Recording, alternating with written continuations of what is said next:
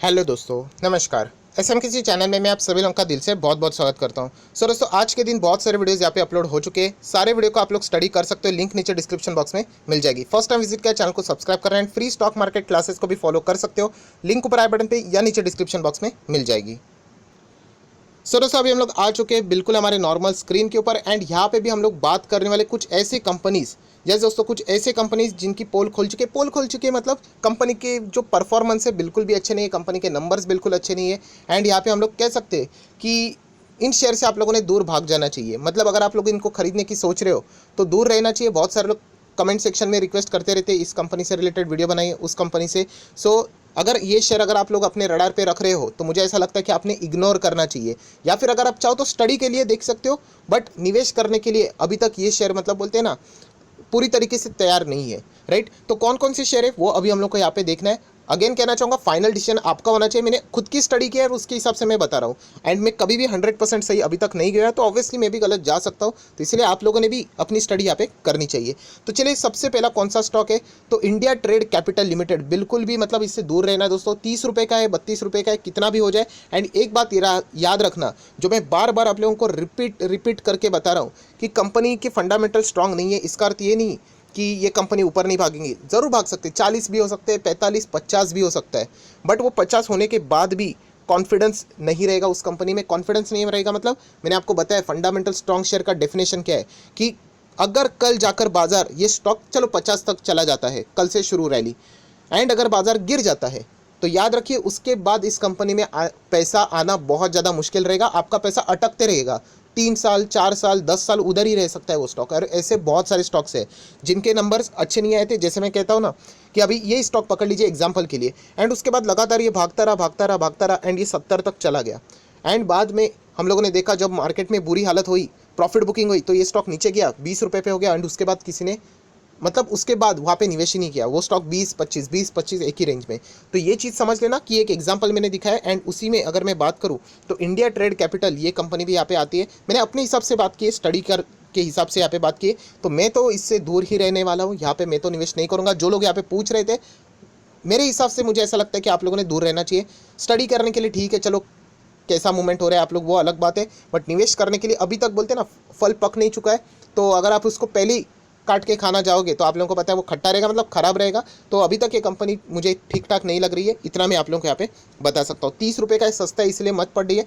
याद रखिए सस्ता शेयर ही आपको सबसे ज़्यादा महंगा पड़ेगा।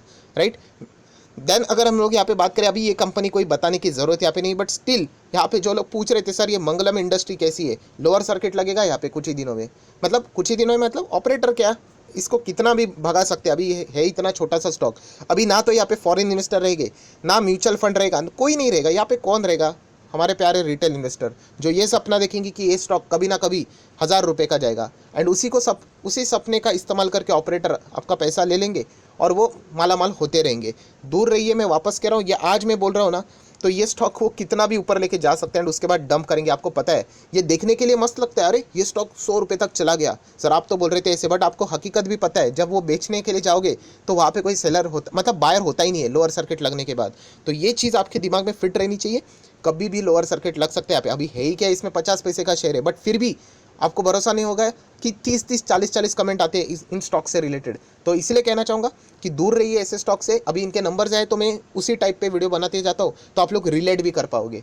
राइट, देखिए ऐसी बात नहीं है कि आप, बहुत सारे लोग कहते हैं कि सर सीखने के लिए, बट यहाँ पे क्या सीखोगे? सीखना ये तो और भी पेनी स्टॉक है, जैसे मैं आप लोगों को बताता हूँ, वहाँ पे ट्राई कीजिए। राइट, तो दूर रहिए, बस इतना ही कह सकता हूँ। नेक्स्ट अगर कोई स्टॉक है तो दोस्तों उसका नाम है स्टार हाउसिंग फाइनेंस। 91 रुपये का स्टॉक देखने को मिल रहा है, मैं यहाँ पे लिख लेता हूँ, स्टार हाउसिंग एंड उसके आगे फाइनेंस। राइट, थोड़ा सा चार्ट पैटर्न ओपन नहीं हो रहा है तो हम लोगों ने यहाँ पे मनी कंट्रोल के ऊपर ओपन कर लिया है। स्टार हाउसिंग फाइनेंस की अगर मैं बात करूँ कितने का है, 91-92 का ये स्टॉक है। मैं तो दूर रहने वाला हूँ। कंपनी बहुत ही मतलब फंडामेंटली पुअर नज़र आती है, इतना खास नज़र नहीं आ रहा है, कभी भी धोखा दे सकती है।